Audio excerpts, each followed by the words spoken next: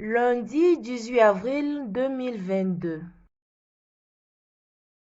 Lecture du livre des Actes des Apôtres, chapitre 2, versets 14, 22 à 33. Le jour de la Pentecôte, Pierre, debout avec les 11 autres apôtres, éleva la voix et leur fit cette déclaration. Vous, Juifs, et vous tous qui résidez à Jérusalem, sachez bien ceci. Prêtez l'oreille à mes paroles. Il s'agit de Jésus le Nazaréen, homme que Dieu a accrédité auprès de vous, en accomplissant par lui des miracles, des prodiges et des signes au milieu de vous, comme vous le savez vous-même.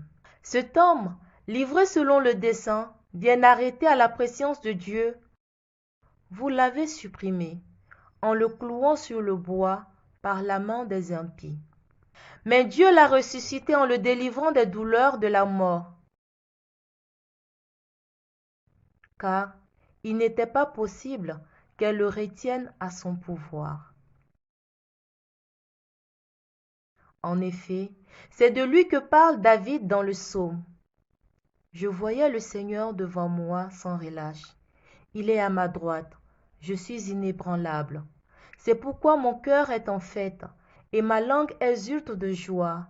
Ma chair elle-même reposera dans l'espérance. Tu ne peux pas m'abandonner au séjour des morts, ni laisser ton fidèle voir la corruption. Tu m'as appris des chemins de vie. Tu me rempliras d'allégresse par ta présence. Frères, il est permis de vous dire avec assurance au sujet du patriarche David qu'il est mort, qu'il a été enseveli, et que son tombeau est encore aujourd'hui chez nous.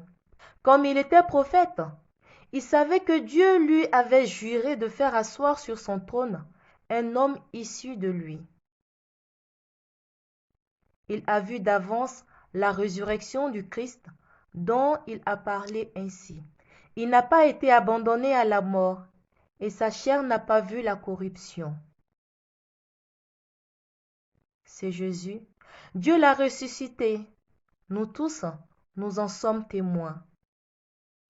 Élevé par la droite de Dieu, il a reçu du Père l'Esprit Saint qui était promis, et il l'a répandu sur nous, ainsi que vous le voyez et l'entendez.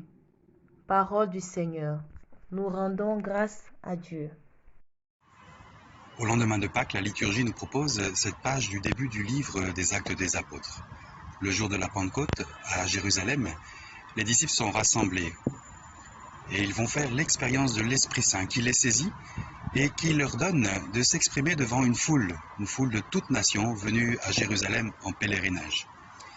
Ce premier discours de Pierre prend alors toute sa force. C'est le discours d'un témoin. Un témoin qui a accompagné Jésus pendant toute sa vie publique, jusqu'à la passion et jusqu'à la mort, et qui vient de faire l'expérience du ressuscité, de cette présence du ressuscité au cœur de sa vie, au cœur de la vie des disciples. Et il nous donne alors dans ce discours comme un concentré de la foi de ses premiers témoins. Jésus, qui témoigne de l'amour du Père, jusqu'à donner sa vie, est ressuscité. Il est vivant, la mort est vaincue. Alors, la vie prend un tout autre sens. Et la vie de ses compagnons de Jésus prend un tout autre sens. Comme pour nous aujourd'hui, qui venons de célébrer la Pâque. C'est le temps de contempler. À la fois cette vie de Jésus, qui témoigne que l'amour est le trésor que nous pouvons partager et que choisir d'aimer à sa suite est un chemin de vie. C'est le temps aussi de nous réjouir de cette fidélité de Dieu qui propose la vie à chacun, maintenant et jusqu'au-delà de la mort. C'est le temps d'accueillir l'Esprit pour apprendre des chemins de vie, comme dit le psalmiste, pour déployer la vie du Christ en nous et autour de nous. À la suite de ces premiers témoins, c'est le temps de proposer cette vie donc que Dieu nous donne en partage. C'est le temps d'inventer des chemins de vie pour notre Église et pour ce monde marocain dont nous partageons le quotidien. Nous sommes invités à écrire de nouvelles pages de ce livre des Actes des Apôtres, avec les compagnons de route que Dieu met à nos côtés ici, au Maroc, frères et sœurs chrétiens ou musulmans, compagnons d'humanité, avec lesquels nous pouvons construire un monde nouveau. Que la joie de Pâques illumine notre journée.